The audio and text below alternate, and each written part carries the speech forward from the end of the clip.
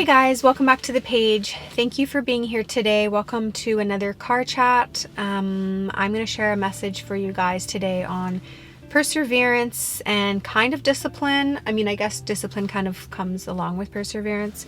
I'm going to share a message with you guys on this and some scriptures as well, because I know that this is something that will help you in your faith walk, and it will help you in just so many different areas of your life if you can kind of embrace perseverance or master perseverance. So before we jump into it, if you're new here, my name is Sarah. I'm a Christian life coach and content creator, and I run this channel with my husband Adam. And if you're not new here, then thank you for your support and for being here again. So thank you. So all right. So this message kind of came up for me last week. It was on my heart because I started thinking about what I've been going through with this whole fatigue situation, and how it takes a lot of perseverance to take the time to properly heal from this. Whether it be an illness or an injury, or whether it be a waiting season, you kind of know that it takes a lot of perseverance. You see people persevering in so many different ways. It can be physically through sports. It can be in your faith journey of being in a waiting season and waiting for a promise. It can be with healing, and there's just so many different areas. So I just wanted to share with you why I believe that perseverance is something that will really help you in your faith walk, and also just help you in so many different areas of your life. So I started thinking about how, not to brag, but I feel like I am doing pretty well with persevering through this healing journey. And I was wondering why. And I kind of came to the realization that it's because I've had to persevere so many times in my life, and I've really been trained by the Lord or through circumstances in life to be disciplined and to persevere. And I realized that we are also living in such a generation that everything is instant. We want instant gratification. We want things immediately. And sometimes we don't want to work for them. Sometimes there's an entitlement that we just deserve our promise, or we just deserve like a really fit body, but we don't want to go to the gym.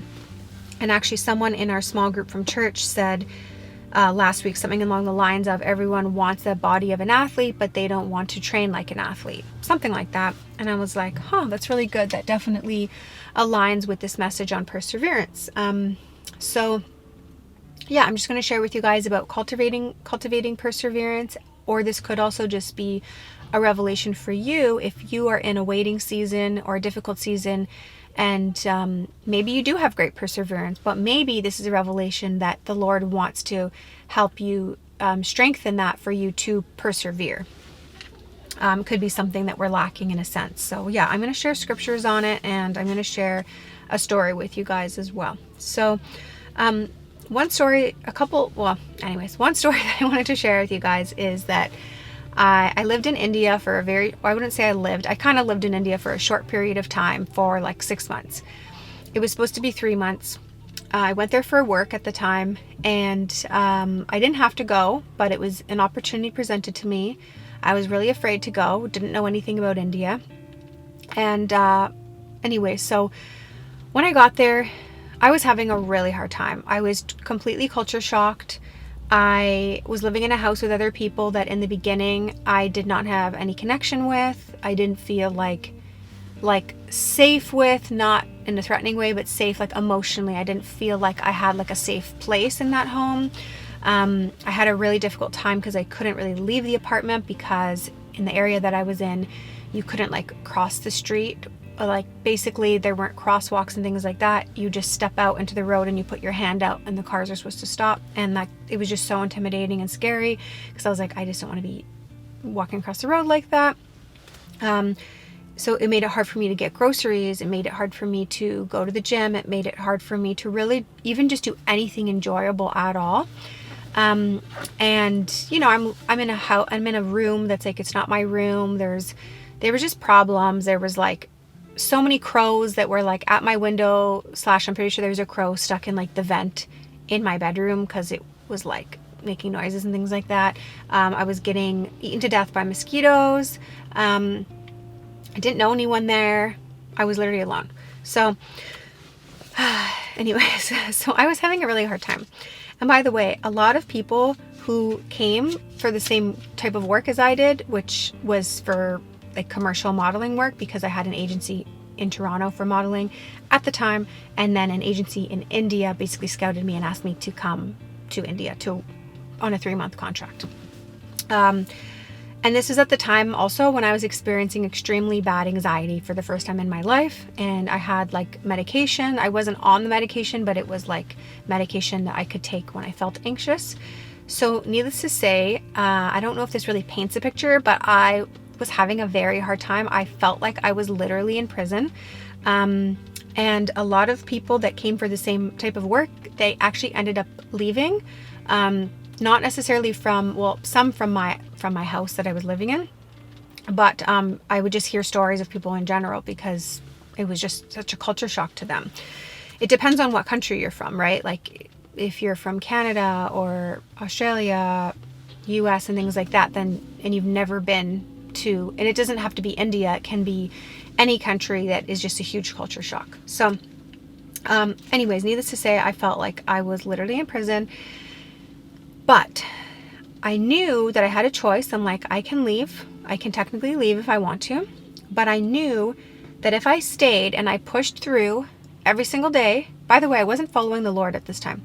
I knew that if I stayed and if I pushed through every single day, it would get better at some point. I just knew it was like, maybe it was something in my spirit telling me, but I just knew that if I stayed, it was going to get better.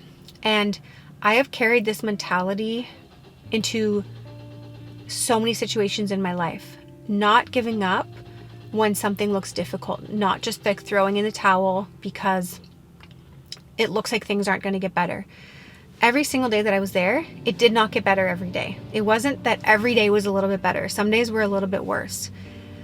But eventually, and I don't even know when exactly this happened, it could have been 2 months in, a month and a half to 2 months in. Suddenly, I got a bunch of new flatmates. I started making great connections with them. I basically, before I knew it, I was so comfortable there. I was so confident there. I could cross the street, no problem. I'm like, bye, like put my hand out in like traffic and just like walk through all the cars. I was walking to the gym by myself. I was walking to do groceries by myself. I knew all the places, all the markets. There were so many things that had to be done. Like, you know, with your cell phone, I had to get like a special SIM card, an Indian SIM card. And there's just so many things, but even cooking and things like that, because this is the first time that I had moved out of my house, or temporarily moved out of my house. So even just like figuring out what foods to eat and shopping and budgeting, because obviously we're paid a certain amount. So there was just a lot. It was like I was thrown into living by myself essentially for the first time in a foreign country with nobody around me. And I didn't even know if it was safe in the area that I was in. Like I couldn't grasp any of these things.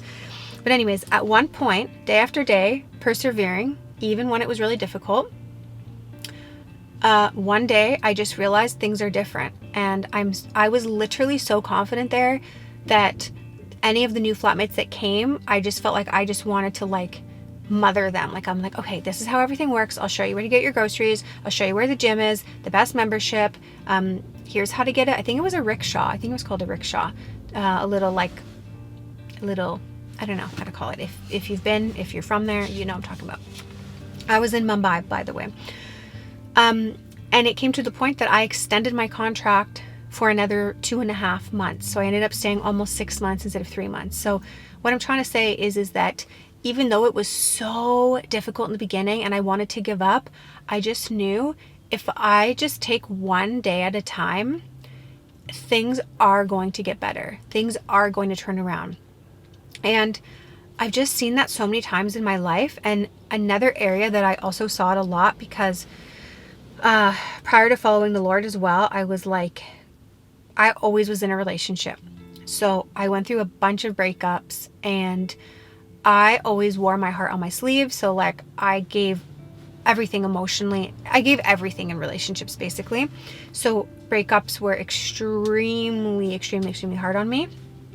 But it was like it helped me develop this perseverance that like even when you're in so much pain, even when your heart is completely broken, no matter what, if you just take it day by day, you are going to see the light again. You just need to take it one step at a time.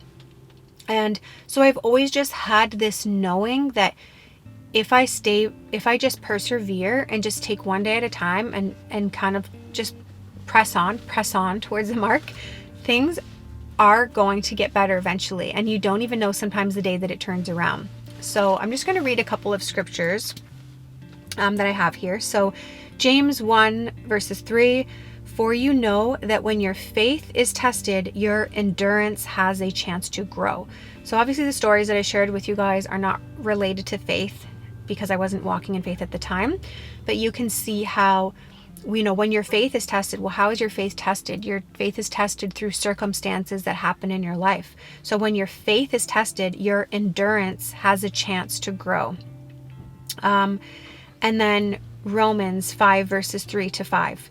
Not only that, but we rejoice in our sufferings, knowing that suffering produces endurance, and endurance produces character, and character produces hope, and hope does not put us to shame because God's love has been poured into our hearts through the Holy Spirit who has been given to us. So I'm using the word perseverance, maybe endurance, maybe is even a better word. Another one, this doesn't have to do with endurance, but kind of ties in with it. Psalm 30 verses 5. For his anger lasts only a moment, but his favor lasts a lifetime. Weeping may last through the night, but joy comes with the morning. All right, that was a New Living Translation. And lastly, I'm going to read Galatians 6 verses 9. And let us not grow weary of doing good, for in due season we will reap if we do not give up. All right, I have one more, I think. One more. Hebrews 10 verses 36. For you have need of endurance, so that when you have done the will of God, you may receive what is promised. All right, I have one more scripture for us. Just one more. I promise it's the last one. Revelation 2 verses 10.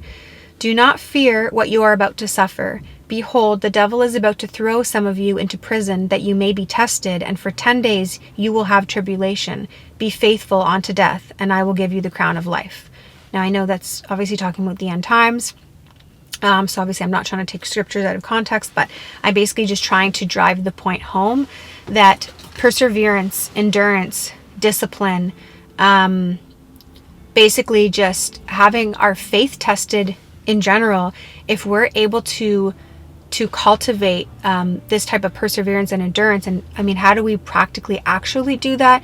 I think that when situations get difficult, we don't give up. We don't just throw in the towel because something is hard or it looks like it's going to take a long time. I also think in our generation as well, like I was saying before, because it's like we want instant gratification, sometimes an entitlement comes along with that as well. That like, oh, I deserve to have my promise, or I deserve to have a fit body. But it's like, but are you even doing the work? Like, are you doing any of the work? Are you persevering? So yeah, I wanted to share that with you guys because I was thinking about, like I said, the situation that I've been going through with this fatigue, and how as much as it's difficult, I do feel like I'm doing well with it, because I know that at the end of the day, even when this started eight or 9 months ago. I think, yeah, 8 or 9 months ago this started, but I knew that there is going to be an end date to it. And I knew, you know, I read things saying that adrenals can take up to a year to be balanced. Well, first of all, the Lord can do anything, so I can be healed faster than that. But I just knew, like, whether it takes 3 months, whether it takes 6 months, whether it even took a year, but I believe the Lord is going to miraculously heal me faster than that. No matter what, there is an end date to the suffering. No matter what, we will come out of the tribulation. We will come out of the fire. So just continue to persevere, because what are you going to do? Give up? Like, where are you going to go? Like, what are we really going to do? Just, you know, I noticed how this was really cultivated early on in my life, actually through independent sports. So me and Adam talked about, Adam was saying, because I never did team sports when I was young, or I did them, but like I basically quit at them. And he would tell me that it was kind of like apparent that I didn't play team sports because, and it's true, because I don't have the easiest time There's a train that's coming by right now, so it might be a little bit loud. Let's see if we can see it in the background. We can see it. Basically, I've always liked to do independent things, like independent projects, solo sports, but not like team sports or team projects or things like that, because it's not something that I learned to do well. And so that's not something I'm good at, but it's something that I'm willing to cultivate. However, what I have been good at is doing the independent sports. For me, what that looked like was track and field, cross country, high jump, and all these types of things. So from a young age, from as early as 9 years old, I was doing track and cross country, both in school and out of school. And that took a lot of discipline, took a lot of endurance, took a lot of perseverance, because when you're that age and you have to wake up early in the morning and it's cold outside and you have to start the race by running straight up a mountain, and you're running until you can't breathe, you're running until you taste blood. But you know that the more that you stretch and you practice and you run and you do all these things, you're pressing on towards this prize. And I know that this is not applicable to faith in this situation when it comes to running and things like that, but basically I'm just sharing that from doing these things at a young age, they're also what helped me, like not quitting and saying, oh, it's difficult, I'm gonna quit, but just continuing to press on. Anyways, it just tied in with what someone said in our small group about, like, you know, wanting to be an athlete but not wanting to do the work as an athlete. So I just wanted to encourage you guys today, if you're, you know, whenever you're in a season, if you're in a waiting season right now, if you're waiting for healing, if you're waiting for a promise, if you want to have a goal that is achieved, like starting a business or finishing school or something like that, just don't give up, is what I'm trying to say. Is don't throw in the towel because it's difficult. Take it day by day and know that the Lord is going to strengthen you every single day. All these examples that I shared before, I didn't even have the Lord helping me. And so obviously I was trying to do it in my own strength, which is not the right way to do it. But because we have the Lord, that He can give us grace that is sufficient for every single day, He can take us through these difficult times, these waiting seasons, these wilderness seasons, and we will come forth as gold. So that's my message for today. I'm going to wrap it up. Thank you guys so much for watching. If you guys haven't checked out Adam's channel, I'll put it up here. It's called Now Soar. He makes videos for men, but also women can watch as well. And I think that is it for now. Thank you guys so much for liking, for subscribing, and I will see you guys on the next one.